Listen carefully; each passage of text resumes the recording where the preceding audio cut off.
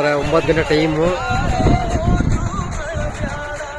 ಆ ಕಡೆ ಮೂರ್ತಿ ಇದ್ದಾನೆ ಪಾಪ. ನಿನ್ನೆ ಮನೆಲ್ಲ ಹೋಗ್ಬಿಟ್ಟಿದ್ನು ಭರತ್ ನಾನು, ಇವತ್ತು ಬಂದವನೆ. ನಿನ್ನೆ ಮನೆಲ್ಲ ಫುಲ್ ಕುಡ್ಕೊಂಡಿದ್ನು, ಇವತ್ತು ಬಂದವನೆ. ನಮ್ಮ ಗಿಡುಗಾನು, ನಮ್ಮ ಐವಾರ್ಗಾನು ರಾತ್ರಿ ಟೈಮ್ 300 ರೂಪಾಯಿ ಕುಡಿತಾನೆ ಜಮಾರಾಗಿ. ಇವಾಗ ಶುರು ಮಾಡವ್ರೆ, ಅಲ್ಲಿ ಬರ್ತಾವನೆ.